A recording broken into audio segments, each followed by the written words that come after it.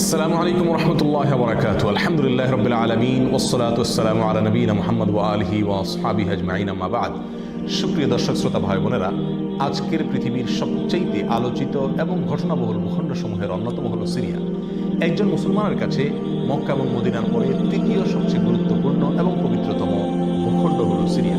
কারণ রাসূল করিম সাল্লাল্লাহু আলাইহি ওয়াসাল্লামের বহু তাৎপর্যপূর্ণ ভবিষ্যদ্বাণী রয়েছে সিরিয়াকে কেন্দ্র করে। আজকের সিরিয়ার প্রাচীন এবং ঐতিহাসিক নাম ছিল শাম। এই শামকে কেন্দ্র করে যতগুলো বর্ণনা হাদিসের কিতাবসমূহে পাওয়া যায়, সেই শামের সীমানা অবশ্য আজকের সিরিয়া থেকে বেশ খানিকটা বিস্তৃত এবং বড় ছিল। সিরিয়া, জর্ডান, ফিলিস্তিন এবং লেবানন, এই দেশগুলো মিলে ছিল তখনকার শাম। অবশ্য তখনকার শামের সবচেয়ে প্রধান এবং বড় অংশ যেহেতু আজকের সিরিয়ায়, সেই জন্য সিরিয়াকেই সাধারণত শাম বলা হয়। শাম বা সিরিয়ার প্রধান এবং অন্যতম বৈশিষ্ট্য হলো যুগে যুগে আল্লাহ সুবহানাহু ওয়া তাআলার পক্ষ থেকে বিভিন্ন নবী রাসূল যে সারা পৃথিবীতে এসেছেন, তাদের সবচেয়ে বড় অংশ এবং সবচেয়ে বেশি সংখ্যক নবী রাসূল এসেছেন এই শাম বা সিরিয়া। শাম বা সিরিয়া এটাই কিয়ামতের ময়দান হবে। কিয়ামতের দিন লোকেরা এখানেই সমবেত হতে থাকবে। এর বাইরেও শাম বা সিরিয়া প্রসঙ্গে রাসূল করিম সাল্লাল্লাহু আলাইহি ওয়াসাল্লামের আরো অনেক গুরুত্বপূর্ণ বক্তব্য রয়েছে। সামান্য কয়েকটি বক্তব্য আজ আপনাদের সম্মুখে আমরা পেশ করতে চাই। তন্মধ্যে এক নম্বর হলো সহিহ বুখারীতে বর্ণিত হয়েছে, নবী আলাইহিস সালাম বলেছেন, লা তাযালু তায়ফাতুম মিন উম্মতি মানসুরিন লা ইয়াদুররুহুম মান খাযালাহুম হাত্তা তাকুমাস সাআহ। অর্থাৎ আমার উম্মতের মধ্যে একটা বিশেষ শ্রেণী, বিশেষ কিছু লোক থাকবে, একটা দল থাকবে যারা সত্যের পক্ষে লড়াই করতে থাকবে, আল্লাহর সাহায্য তাদের সঙ্গে থাকবে এবং তারা এই সত্যের পক্ষের লড়াইকে অব্যাহত রাখবে কিয়ামত কায়েম হওয়া পর্যন্ত। তাদেরকে যারা পর্যদস্ত করতে চায়, অপমান করতে চায়, ক্ষতি করতে চায়, তাদের কেউই তাদের কোনো ক্ষতি করতে পারবে না। এই হাদিসে নবী আলাইহিস সালাম যে দলটির কথা বলেছেন, যারা সাহায্য প্রাপ্ত হবেন আল্লাহর পক্ষ থেকে এবং যারা অটল অবিচল থাকবেন সত্যের উপরে কিয়ামত পর্যন্ত, যাদেরকে কেউ অবস্থ করতে পারবে না, সেই দলটি কারা এবং তাদের অবস্থান কোথায় হবে, এই প্রসঙ্গে সহিহ বুখারীতে নবী আলাইহিস সালামের একাধিক সাহাবায়ে কেরামের মন্তব্য রয়েছে, যারা বলেছেন যে এখানে যে দলটির কথা বলা হয়েছে তারা হলেন সিরিয়ায় অবস্থানকারী হবেন এবং এটা হবে কিয়ামতের ঠিক আগ মুহূর্তে। তাবরানির এক বর্ণনা, নবী আলাইহিস সালাম নিজেও বলেছেন আল্লাহ সাহায্যপ্রাপ্ত সেই দলটি থাকবে সিরিয়ায় বা শামে। সিরিয়া প্রসঙ্গে দ্বিতীয় হাদিসটি বর্ণিত হয়েছে সহিহ বুখারীতে। বিখ্যাত সাহাবী আব্দুল্লাহ ইবনে ওমর রাদিয়াল্লাহু তাআলা আনহু বলেছেন, রাসূল করিম সাল্লাল্লাহু আলাইহি ওয়াসাল্লাম ইরশাদ করেছেন, আল্লাহুম্মা বারিক লানা ফি শামিনা ওয়া ফি ইয়ামানিনা। অর্থাৎ আল্লাহ আমাদের সিরিয়ায়, আমাদের ইয়ামানে আপনি বরকত দান করুন। এই কথা বলার পরে উপস্থিত লোকেরা বলল, ইয়া রাসূলুল্লাহ ওয়া ফি নাজদিনা, আমাদের নজদেও আল্লাহ বরকত দান করুন, সেই দোয়া করুন আপনি। নবী আলাইহিস সালাম তাদের কথায় কর্ণপাত না করে আবারও বললেন, আল্লাহুম্মা বারিক লানা ফি শামিনা ওয়া ফি ইয়ামানিনা। লোকেরা আবারও বললেন, ওয়া ফি নাজদিনা, আমাদের নজদেও। নবী আলাইহিস সালাম তখনও একই কথার পুনরাবৃত্তি করলেন এবং পরিশেষে বললেন, নাজদ সেই জায়গায় তো ফিতনা ফাসাদ হবে, সেখানে তো হত্যা মারামারি খুনাখুনি হবে, সেখানে তো ভূমিকম্প দেখা দিবে এবং সেখান থেকে তো শয়তানের শিং উত্থিত হবে, সেখান থেকে তো শয়তানের শিংয়ের আবির্ভাব ঘটবে, বের হবে। এখানে নাজদ বলতে কোন এলাকাকে বোঝানো হয়েছে, এই প্রসঙ্গে মুহাদ্দিসিন ইকরামের বেশিরভাগের মন্তব্য হলো নাজদ বলতে ইরাককে বোঝানো হয়েছে। নাজদ বলা হয় উঁচু অঞ্চলকে, আরবের বিভিন্ন অঞ্চলকে নাজদ বলা হয়। হেজাজ এটাকেও নাজদ বলা হয়, যেটা সৌদি আরবের ভিতরে, আর ইরাককেও নাজদ বলা হয়। সহিহ বুখারীর বিশ্ববিখ্যাত ব্যাখ্যাতা আল্লামা কিরমানী রাহিমাহুল্লাহ এবং আল্লামা খাত্তাবী রাহিমাহুল্লাহ এবং আল্লামা ইবনে আব্দুল বার রাহিমাহুল্লাহ সহ অনেক বড় বড় মুহাদ্দিসিন ইকরাম এবং হাদিসবিদগণ মন্তব্য করেছেন যে হাদিসের শেষ অংশে নবী আলাইহিস সালাম যে নাজদ প্রসঙ্গে মন্তব্য করেছেন, সেখানে নাজদ বলতে ইরাককে বোঝানো হয়েছে। হাদিসের সবচেয়ে বড় সমাহার কানজুল উম্মালে আবু নাঈমে বর্ণিত নবী আলাইহিস সালামের এক হাদিসে পরিষ্কারভাবে নবী আলাইহিস সালাম নিজেই বলে দিয়েছেন এখানে নাজদ বলতে ইরাককে বোঝানো হয়েছে। যাই হোক, এই হাদিস থেকে আমরা বুঝতে পারলাম বরকত নবী আলাইহিস সালাম চেয়েছেন আল্লাহর কাছ থেকে এই শাম বা সিরিয়ার জন্য। তাহলে এই শাম বা সিরিয়া এটা গুরুত্বপূর্ণ একটি জায়গা এবং নবী সাল্লাল্লাহু আলাইহি ওয়াসাল্লামের কাছে খুবই প্রিয়, আল্লাহর কাছে খুবই তাৎপর্যপূর্ণ একটি ভূখণ্ড। তৃতীয়ত যে হাদিসটি আমরা এই প্রসঙ্গে পেশ করতে চাই, সেটি বর্ণিত হয়েছে সুনানে আবু দাউদে এবং মুসনাদে আহমদে। নবী আলাইহিস সালাম থেকে বর্ণনা করেছেন আব্দুল্লাহ ইবনে হাওয়ালা রাদিয়াল্লাহু তাআলা আনহু, তিনি বলেন যে রাসূল করিম সাল্লাল্লাহু আলাইহি ওয়াসাল্লাম আমাকে বলেছেন, দেখো যখন তুমি দেখবে যে খেলাফত পবিত্র ভূমিতে অবতরণ করেছে, নেমেছে, এসেছে, প্রতিষ্ঠিত হয়েছে, তখন তুমি ধরে নিবে যে কিয়ামত খুবই সন্নিকটে এসে গেছে। এই হাদিসে নবী আলাইহিস সালাম পবিত্র ভূমিতে যে খেলাফত অবতরণ করলে কিয়ামত নিকটবর্তী এটা বোঝা যাবে বলেছেন। এখানে পবিত্র ভূমি বলতে তিনি কি বুঝিয়েছেন, এই ব্যাখ্যা প্রসঙ্গে প্রায় সকল মুহাদ্দিসিন ইকরামের অভিমত হলো নবী আলাইহিস সালাম এখানে সিরিয়াকে বুঝিয়েছেন।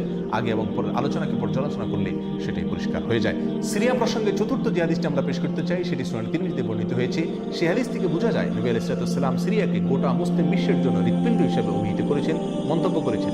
তিনি বলেছেন, সিরিয়ার লোকেরা যখন খারাপ হয়ে যাবে, মন্দ এবং খারাপ দিক যখন সিরিয়ার লোকদেরকে গ্রাস করবে, ছেয়ে যাবে, তখন তোমরা ধরে নিবে পৃথিবীর কোনো জায়গায় আর কোনো ভূখণ্ডে মুসলমানদের মধ্যে আর কোনো কল্যাণ অবশিষ্ট নেই।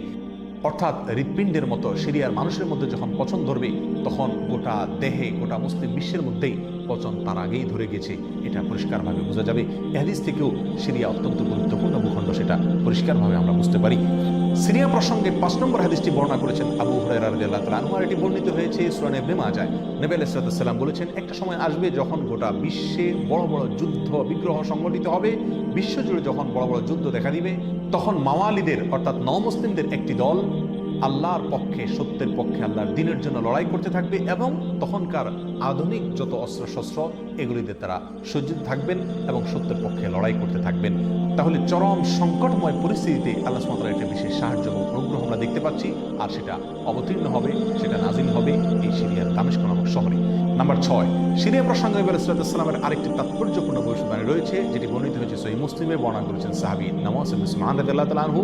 তিনি বলেছেন, নবী আলাইহিস সালাম একবার দাজ্জাল প্রসঙ্গে দীর্ঘ এবং বিশদ আলোচনা করলেন। একটা পর্যায়ে এসে তিনি বললেন, কিয়ামতের পূর্বে আল্লাহর নবী ঈসা আলাইহিস সালাম যে আসমান থেকে অবতরণ করবেন পৃথিবীতে, তিনি অবতরণ করবেন মূলত সিরিয়ার দামেস্ক নামক শহরের, বর্তমান যে রাজধানী সেই দামেস্ক শহরের পূর্ব অঞ্চলের একটি উঁচু এবং সাদা মিনারায় তিনি অবতরণ করে দুনিয়াতে আসবেন। এসে সারা পৃথিবী জুড়ে তাণ্ডব চালানো দাজ্জালের বিরুদ্ধে তিনি লড়াই করবেন এবং সিরিয়ার এই লুত নামক জায়গায় তিনি দাজ্জালকে হত্যা করবেন। একজন মুসলমানের কাছে যে সিরিয়ার ভূখণ্ডটি অত্যন্ত তাৎপর্যপূর্ণ তা পরিষ্কারভাবে হাদিসের মাধ্যমে ফুটে ওঠে।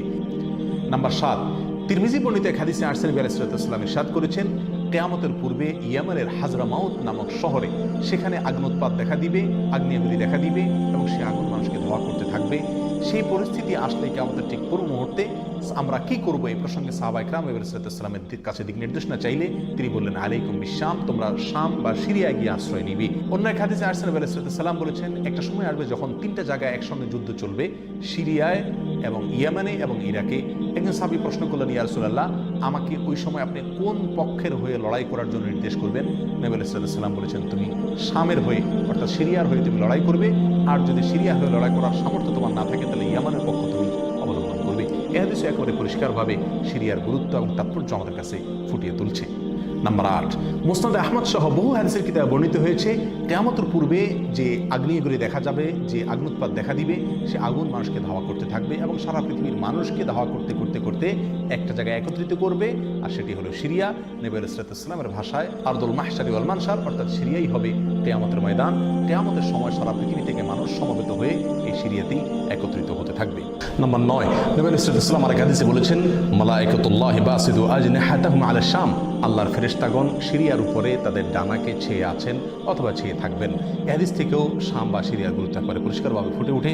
নাম্বার 10, এক হাদিসে আসছেন, নবী আলাইহিস সালাম তার এক স্বপ্নের বিবরণ দিতে গিয়ে বলছেন যে, আমি একবার শুয়েছিলাম, দেখলাম আমার মাথার নিচ থেকে আল্লাহর কিতাবকে ছিনিয়ে নিয়ে যাওয়া হলো এবং সেটাকে যখন নিয়ে যাওয়া হচ্ছে আমি তাকিয়ে থাকলাম কোথায় নিয়ে যাওয়া হচ্ছে। দেখলাম যে একটা আলোক রশ্মি চলে যাচ্ছে এবং যেতে যেতে সিরিয়ার ভূমি পর্যন্ত সেটা চলে গেল এবং সেখানে গিয়ে অবতরণ করলো। এরপর নবী আলাইহিস সালাম বললেন, আলা ইন্নাল ঈমানা ইযা ওয়াকাআতিল ফিতানু বিশাম, অর্থাৎ যখন সারা পৃথিবীতে ফিতনা ফাসাদ ছেয়ে যাবে তখন ঈমানের ঠিকানা হবে সিরিয়ায়, আর ঈমানদারদের আশ্রয়স্থল হবে, শেষ ভরসা হবে সিরিয়া। সম্মানিত ভাই বন্ধুগণ, এই হাদিসগুলো থেকে পরিষ্কারভাবে ফুটে উঠলো যে মক্কা মদিনার চাইতেও ঘটনা বহুল হবে কিয়ামতের পূর্ব মুহূর্তে শাম বা সিরিয়া নামক ভূখণ্ড। আর সেই শাম এবং সিরিয়াতে আজকে জুলুমের স্টিম রোলার চলছে। সারা পৃথিবীর সবচাইতে বড় কসাইখানায় পরিণত হয়েছে শাম বা সিরিয়া।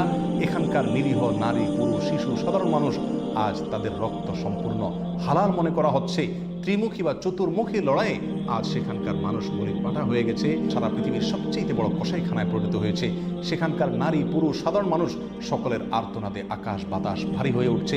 জালেম অত্যাচারীদের জুলুমে সেখানে রক্তের গঙ্গা, রক্তের বন্যা আজকে বয়ে চলেছে। আল্লাহ সুবহানাহু ওয়া তাআলা আমাদেরকে ক্ষমা করুন। আমাদের অক্ষমতা, আমাদের অপারগতা, আমাদের অলসতা, আমাদের উদাসীনতা, আমাদের দায়িত্বহীনতা এর জন্য না জানো আল্লাহর গজব আমাদের উপরে, আল্লাহর আযাব না যেন আমাদের উপরে নাজিল হয়। আজ সারা বিশ্ব বিবেক নীরব হয়ে আছে। মুসলিম বিশ্ব পর্যন্ত নীরব দর্শকের ভূমিকা পালন করছে।